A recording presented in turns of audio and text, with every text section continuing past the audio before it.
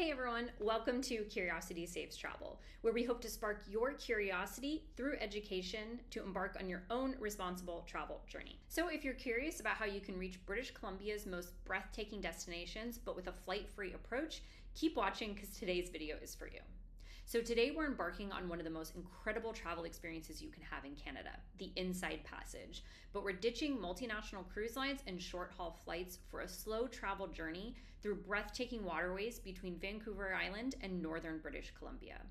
So whether you're a fellow Canadian looking to explore more of our beautiful country, or you're visiting us from abroad, this is the ultimate sustainable addition to your Canadian summer road trip.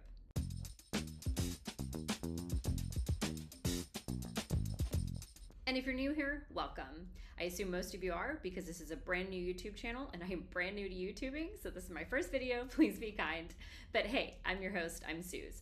I have a master's in environmental science and more than 15 years working in the travel and tourism industry in everything ranging from an on-the-ground tour guide, an intrepid traveler, and an early adopter of sustainable tourism, and a more academic approach. I cover the intersection of tourism and the natural environment, and I aim to do everything I can to bring that knowledge to you, both from the academic side and practical on-the-ground side, so you can do your part to leave the destinations you visit a little better than when you arrived. When I first moved to British Columbia about 4 years ago, I had one mission: to get better acquainted with the cultural and biological diversity of my new home province. I wanted to meet the people and see the places and nature in both rural and urban areas. That set me off on a mission, a month-long road trip across British Columbia with my electric vehicle. I left my home here in North Vancouver and took a ferry over to Nanaimo. From there, I drove up the East Coast, visiting Parksville, the Comox Valley, and eventually making my way to Port Hardy, where I would catch the Inside Passage ferry to Prince Rupert. From there, I caught another ferry over to Haida Gwaii, where I spent some time, and then back on the mainland, I slowly drove home along Highway 16 into the Nass Valley, along Highway 97 through the Cariboo region, and then down through Whistler and Squamish back home. So to go over everything that we're going to be covering today, we'll go over the reservation system so you can make sure you secure your spot. We'll go over pricing in different situations based on what type of car you bring or who is in your party. And we'll go over everything you need to make sure you have a comfortable and enjoyable experience, from what to pack, what to expect, as well as my personal journey on this ferry. So a quick look at everything. The Inside Passage ferry is operated by British Columbia Ferries, or BC Ferries. It runs between Vancouver Island and Port Hardy and northern British Columbia, Prince Rupert. This is a northbound sailing. There's also a southbound sailing in reverse order. During winter, there's only 2 sailings per week, so it really is recommended that you do this route during peak summer tourist season, and that is between June 1st and September 30th, when it sails every other day.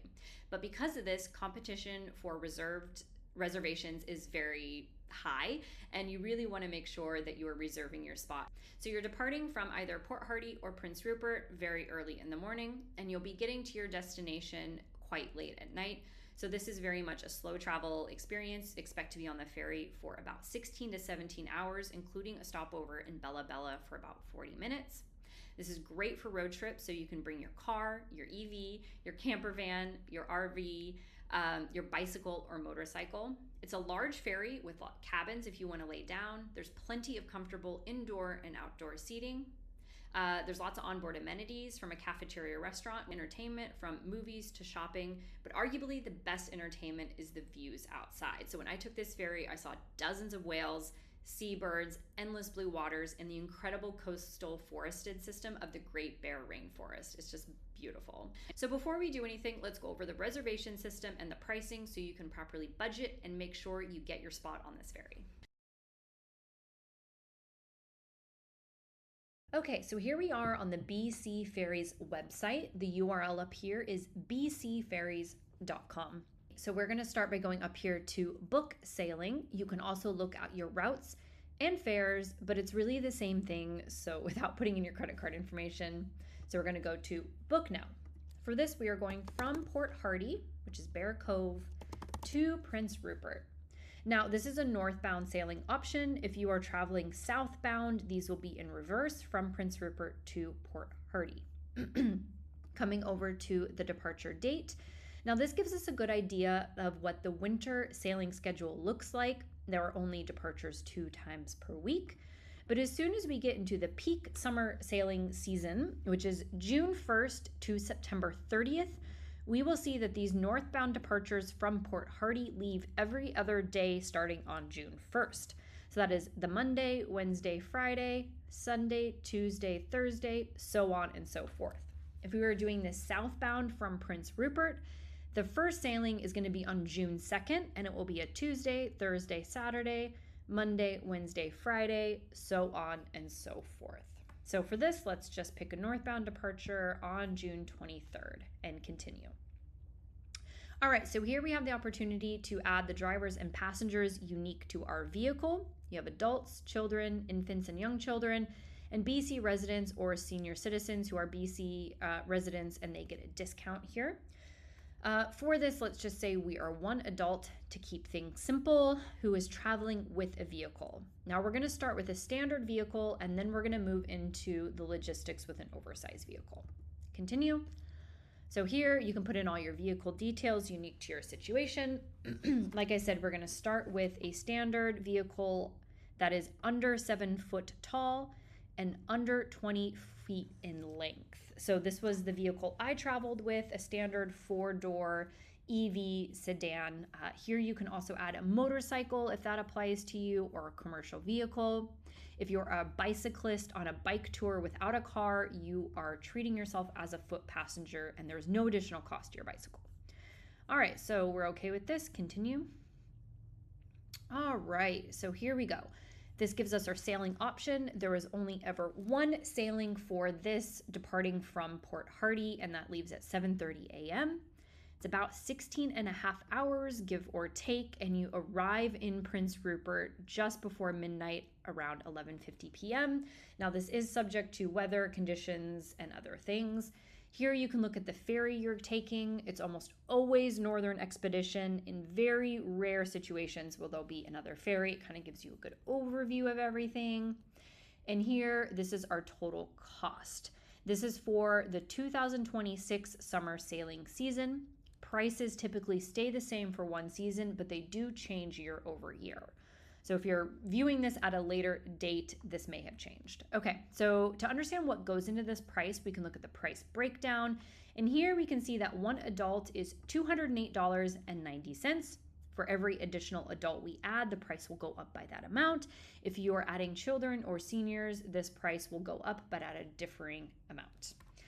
Okay, and for a standard size vehicle, this is the majority of our cost. It is $478.70, and that brings us to our total. All right, we can also look at the journey overview. So this is pretty standard, departing from Port Hardy at 7:30 a.m. There is a layover in Bella Bella. This is typically about 40 minutes. People will get off, others will get on, and we will arrive in Prince Rupert close to midnight. Say all of this looks good, select and continue. All right, here we have the opportunity to let BC Ferries know if we have any accessibility needs or requirements, and we can also look at adding cabins and amenities. So here we can also add a cabin. There's inside cabins without windows, outside cabins with windows, and wheelchair accessible cabins as well. This is a day sailing. Most people will not book a cabin for this reason. However, when we did this sailing, we talked to a few people who liked the cabin in order for additional privacy or to lay down and rest. We did not have a cabin, but that is an option if you want it. So you can pick an inside cabin.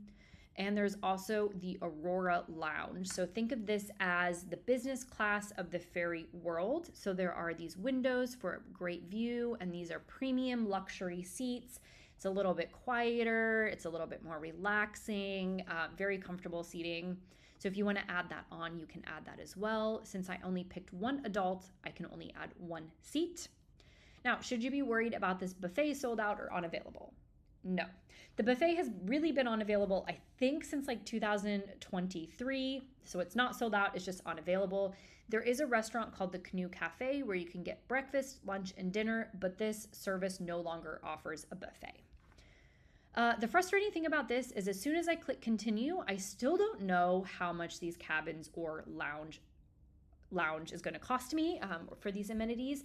And when I click continue, it will ask me for my passenger details, and then I move on to the credit card. Thankfully, I have that information for you. So the cost for an inside cabin for the 2026 sailing is $140 without windows. If you want windows, it's a little bit more expensive. And each reserved seat in the Aurora Lounge will be $42. And you'll see here as I click continue, this is where I then add my passenger details, my vehicle details. And once I've done that, then I will get a breakdown of those amenities and I will add my credit card information. So we're going to go back now, though, and start over with an oversized vehicle, because that is where things get a little bit trickier, and let's play around with this. So Port Hardy to Prince Rupert, I'm going to say we're departing on the same date, which is June 23rd, and I'll click continue. We're going to stick with one adult vehicle, continue. All right, so here we can look at standard and oversized vehicles, but this time we're going to pick an oversized vehicle. Say we are 10 feet high. So these are some examples. You could be a camper van with a bike rack, one of those little motorhomes, and vehicle length. So very important to read this note first. So if your reserved vehicle differs in height or length, your booking will not be honored. So do not lie about this, or you may not get on the sailing. And more importantly as well, if your vehicle is more than 20 feet long and over 9 feet wide, you need to call them to make your booking. So in this situation, if you're extra wide, extra long, call BC Ferries to make the booking. All right, so let's pretend we are a motorhome at 30 feet and we're 10 feet. Continue. All right, reservations sold out. Dun, dun, dun. We're probably all panicking now. We're going to come back to that in a minute. Let's just look at the cost breakdown of this first. All right, so the cost breakdown, our passenger amount is still the same for an adult. Again, this does not really change except year over year, but mostly for the season, this will be the same. The cost difference really comes from having an oversized vehicle. And this situation, we're looking at $880.70 for a very different total. And so that is important for your budgeting. So reservations sold out, what does that mean? And why could I make a reservation for a smaller vehicle? So there is less room on these ferries for oversized vehicles. These reservations tend to book faster or get reserved more quickly, and they are reserved farther in advance. So I am making this video on Wednesday, February 18th, and this is for June 23rd, and it gives you an idea of how far in advance people with oversized vehicles are making these reservations and how far in advance you, if you are traveling with an oversized vehicle, should be making these reservations. So what do you do in this situation? You have three options. The first one is you can join a wait list. In this situation, as maybe people cancel or other things open up, you can get added to a wait list. The second option is there is a note here that says there still may be space available for vehicle and foot passengers traveling without a booking. I do not recommend this, but there is a very small chance you can drive up the morning of the sailing and possibly get on. It is very rare, it is not likely, but it can happen. If you are somebody that is traveling on a slow travel experience, you don't really care when you get there, that may be an option for you. The issue with this, because there are sailings only every other day, if you miss your sailing on a Monday and the next option isn't until Wednesday and you still don't have a reservation, your entire logistical kind of planning and itinerary can start to unravel rather quickly. It might be an option for people. I wouldn't recommend it and I wouldn't do it. But it is an option. So what I would do is actually go back and play with the dates here. So we already know June 23rd, the reservations are sold out. Let's look at September 23rd. So adult vehicle, standard oversized vehicle, continue. Okay, there is a sailing available for this on September 23rd. So start with playing with the date options if that is an option for you. What we did in this situation, even though we had a small vehicle and it was much easier for us to get a reservation, we started by making sure we could book our inside passage reservation, and we built our itinerary around that. So we sort of planned our departure date from Vancouver. We planned our booking hotel reservations, our ferry to Haida Gwaii, kind of all based on this one ferry, and everything fell into place around that. So I do suggest, if you're in the early stages of planning, start with this and build a road trip itinerary around the available options for you. You can also call BC Ferries and talk to them about your oversized vehicle and see if they have anything available for you or what they recommend. They are very friendly over the phone. Okay, so now that you hopefully understand the importance of advanced reservations on the Inside Passage ferry and how to secure your spot on the sailing, hopefully you understand the impact that this is going to have on your budget and some tips for logistics and choosing a date for the sailing. Let's go through what the check-in process is like the morning of. I hope you're a morning person, because we have a really early wake-up call here in Port Hardy. So we had checked out of our Indigenous hotel, the Quaylilas, by about 5:15 a.m. If you're staying in Port Hardy, I highly recommend the Quaylilas Hotel. It has wonderful Indigenous hospitality, design, and they're used to these early morning wake-up calls. So by 5:15 a.m., we were checked out and into our fully packed car, making about a 10 to 15 minute drive from Port Hardy to the Bear Cove terminal. So here we are, it's not even quite 6 a.m. yet, and we're in line at Bear Cove.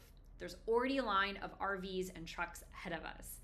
You need to be here between 90 to 120 minutes before your 7:30 a.m. departure. So what does that mean? It means you can get in line as early as 5:30 a.m., but you need to be there by 6 a.m. Yes, that is quite a small window. If you arrive any later, you actually can forfeit your booking. And after we went through so much effort to make sure we have reservations for this ferry, that is the last thing that you want. Another key piece of information is, do not forget your ID. Transport Canada requires it for your booking or your boarding, and you will need it 2 different times throughout this check-in process, so don't put it away. You actually get this handy little packet that you can stick your ID in, so you have it on hand to show it throughout this boarding process. So boarding is a very slow and tedious process. There are cars, RVs, camper vans, cargo trucks, and more that are all waiting to board through one door. And plus, getting all those ID checks and everybody arranged and kind of coordinated definitely takes some time. But that does not mean that you can be late. So while waiting, there's toilets and a place to get a terrible cup of coffee. I do not recommend it, but hey, it's 6 a.m., we'll take what we can get. So bringing your car, your motorhome, your motorcycle, your bicycle, your whatever, your EV on board is just like any other ferry if you've boarded other ferries before. So you're assigned a line, you go to that line, and you wait until you're called or the car in front of you starts moving. Parking in the ferry is very tight in order to fit as many cars and trucks as possible.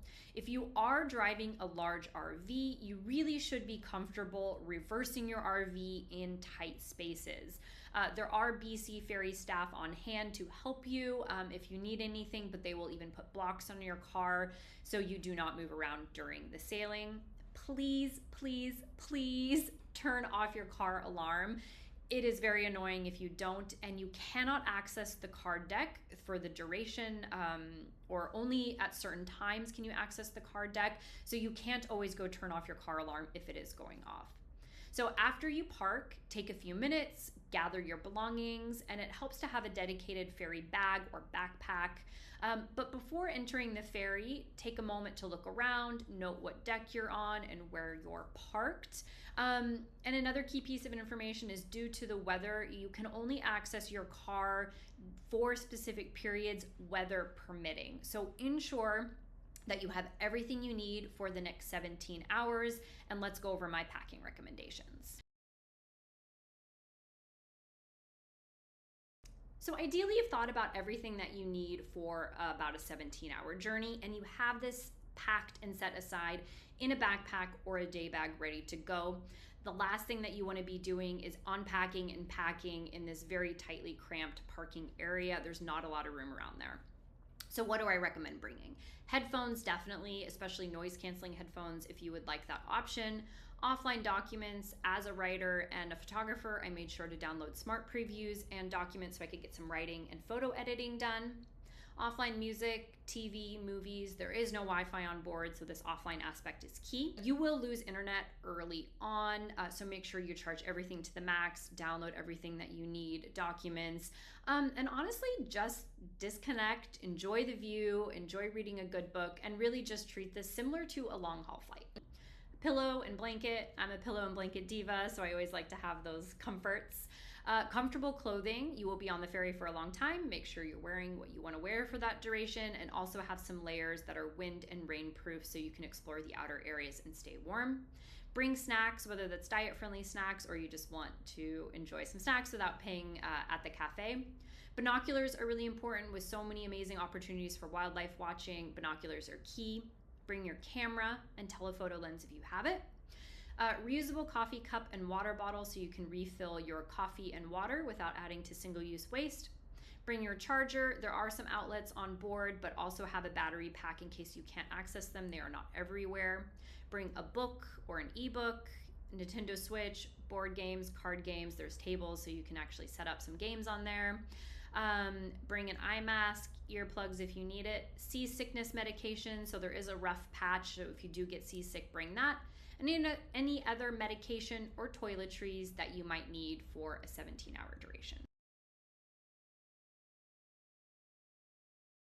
So welcome aboard.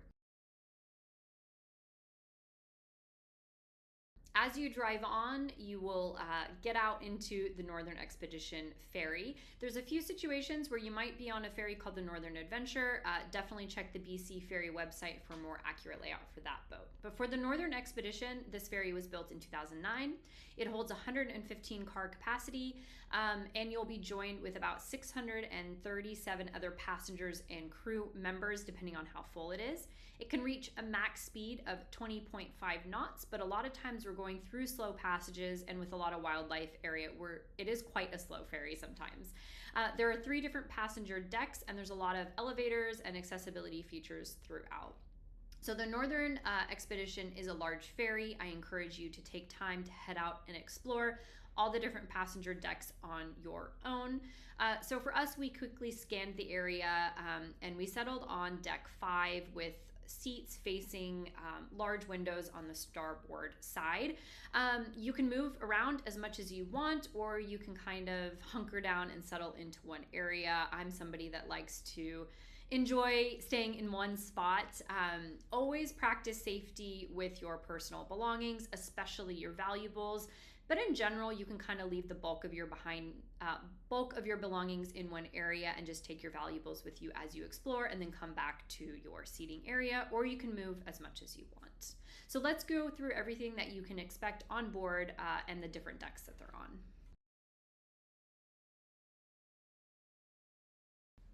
So we'll start with the purser's office. This is your concierge or info point. So if at any point during your sailing you have questions or concerns, stop by. The BC Ferry staff are incredibly friendly and helpful, and they can answer all of your questions.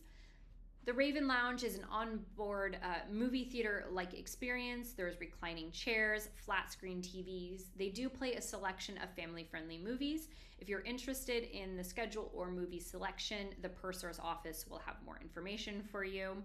If you're sailing with a pet, BC Ferries does welcome all small animals from dogs, cats, ferrets, hamsters for free, but they do need to remain inside the designated pet area or in your vehicle. The exception to this, of course, is certified service animals.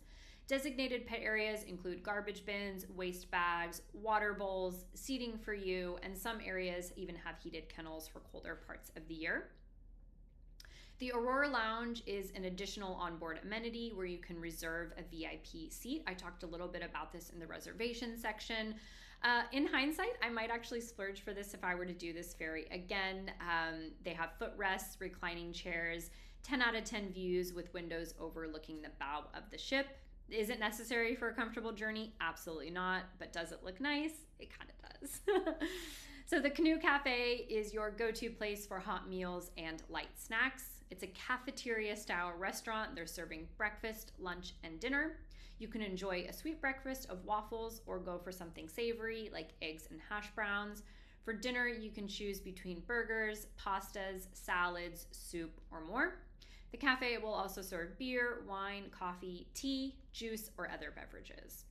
If you have dietary restrictions or concerns, you're vegan or gluten-free, there are options available, but they are a little bit more limited. So as vegetarians, for breakfast, we had eggs and hash browns. And for dinner, we had a veggie burger with fries. We also ordered some wine and enjoyed the amazing view out the window with our dinner.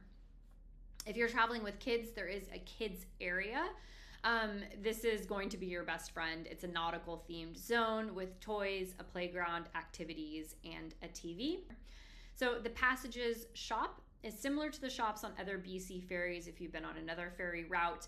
And admittedly, I usually skip shops at airports or ferries, but honestly, Passages has curated a really great selection of Pacific Northwest inspired products and Canadian owned brands. So overall, there's 3 decks available to passengers, and each deck will have a slightly different kind of amenity or seating arrangement. On deck 4, you're going to find the Raven Lounge, Canoe Cafe, the Purser's Office, which is the info and reception, some bathrooms, and the Passages gift shop. Different seats that you'll find there are tables and chairs, desks, and rows of 2 chairs by the windows kind of on the side. Deck 5 has the Aurora Lounge, the kids zone, washrooms, baby changing station, and cabins if you did book a cabin. The seats on deck 5 are kind of groups of 3 facing large windows, and deck 6 has more cabins, outdoor area with tables and chairs. Okay, so you might be asking me, why on earth would you spend 17 hours traveling from northern Vancouver Island to northern British Columbia when you can just fly for a fraction of the time and, quite honestly, the cost? So I think as any road tripper or slow traveler knows, it really is about the journey and not just the destination. And traveling this inside passage route with BC Ferries really is a slow, sustainable choice. The BC ferry system is a fantastic way to see British Columbia's most incredible places without flying. And I do think that BC really was meant to be seen from the water and the coast. So the ferry really does also encourage you to spend more time in British Columbia's smaller towns, such as Port Hardy or Prince Rupert and their surrounding areas, which can help boost tourism in these regions. That means your economic tourism leakage will actually be lower as you're spending more time here and supporting small local businesses. And if you're curious what economic tourism leakage is, I'll make sure to link one of my blog posts in the description. And while they aren't perfect, wildlife collisions can happen. BC Ferries does what they can to protect marine life, limiting underwater noise pollution, emissions, and air pollution. They use clean fuels and onshore power, and they do have voluntary participation in environmental programs. And not to mention, ferries overall do emit fewer emissions per passenger than short-haul flights. To further reduce your impact, I recommend always bringing your reusable coffee cup and water to fill on board so you can have unlimited tea and coffee, but without the additional waste. Try the vegetarian options on board. They are limited, but they do exist. And in both Prince Rupert and Port Hardy, seek out Indigenous cultural ecotourism experiences. If you're renting a car, maybe look at a hybrid or an EV. We did this entire trip with our Polestar EV. It is possible even in rural areas like Haida Gwaii. So another reason is this ferry is really just perfect addition to a road trip. So the circular road trip route that you can create by using this ferry is just perfect, I think, allowing you to taste the very best of British Columbia. So we did this route and we visited small towns, explored provincial and national parks, and experienced Indigenous tourism. As a bonus, you can travel with all the comforts of a road trip, all your belongings, your pet, or anything else. Scenic wildlife and views is another reason to take this ferry. So I'm not exaggerating when I say we spotted dozens of whales, whether it was their misty breath as they came up for air, cute whale tails, or their backs when breaching. It was a total whale show. We also saw eagles, seabirds, and jumping fish. And while wildlife sightings are never guaranteed, your chances of spotting wildlife are relatively high on this ferry. Add an incredible sunset. We had a rainbow, forested islands, rural First Nations villages, stunning coastlines, lighthouses, and sparkling blue water. You really can't beat the views that you get on this route. Another reason is you have a very comfortable onboard experience. So I'm a comfort diva. I like my space. I want to be cozy. I had plenty of room to get comfortable on the BC Ferry route, but there's also plenty of space to get around, both indoors and outdoors, and walk around. Lots of different seating arrangements, different types of tables, so you can get some work done. And I think between the outdoor area where we could spot whales from the deck and the corner inside nook where I enjoyed reading, an in-house theater, the store, the cafe, there was plenty to keep us entertained. And finally, it really is a unique once-in-a-lifetime experience.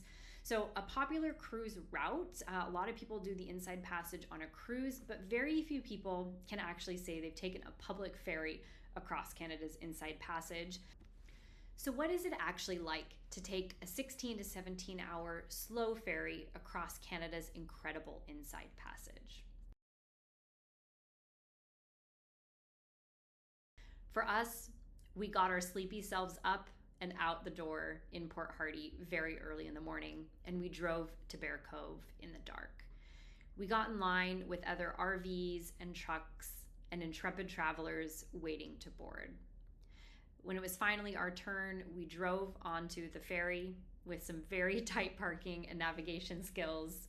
We finally got out to explore passenger deck by passenger deck until we found what I think was the best spot: incredible seats with starboard facing windows. As the early morning light was just beginning to appear, it lit my view from the window. As we departed, I cozied up with my travel blanket and my cup of coffee, and I enjoyed that first hour just dozing on and off with incredible views ahead of me. Out of the window, we were passing God's Pocket Marine Provincial Park, which is a popular place for kayaking, but it is best known as one of the best places for scuba diving on the Pacific coast. The thought and smell of breakfast finally got me up and moving. After circling the ferry a couple more times, I returned to my seat, and my partner and I began chatting with other travelers around us. We met a lot of people who were on a motorcycle tour of North America, and we met one local who made this crossing frequently, carrying goods to and from Haida Gwaii. She was preparing for crossing of Queen Charlotte Strait and gave us the heads up. While I don't get seasick very often, I did sit down for this portion because the waters were choppy enough to throw me about. Some passengers retired to their cabins to lay down, others laid on the ground with their heads covered. This is definitely a rough passing, but soon the waters calmed, and after about 3 hours, we spotted our first whale. The excitement was felt throughout the ferry as passengers looked out the windows to see a gorgeous whale tail emerging from the water. Once through the strait, the next point of interest we passed was Namu, a First Nation village and fishing port. Namu is one of the oldest inhabited villages in coastal British Columbia. Indigenous people here have been marine hunters for more than 12,000 years. Evidence has been found in the form of microblades and shell piles. Namu was a cannery village at one time. Near Namu, one of the world's first orcas was captured and put into captivity for show.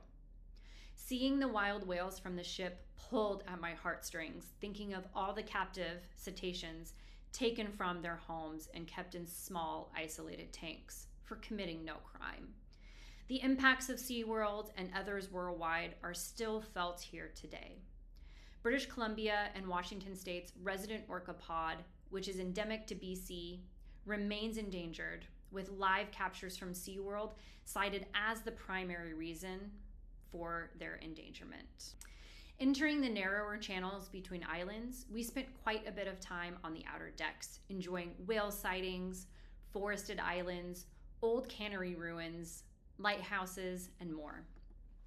During windier periods, we cozied up in our seats, reading, writing, or playing Nintendo Switch. Eventually, we docked at Bella Bella, which is our first and only stopover. It's a First Nation village and one of the largest coastal communities in the area, with a hospital, a town hub, and a cultural center.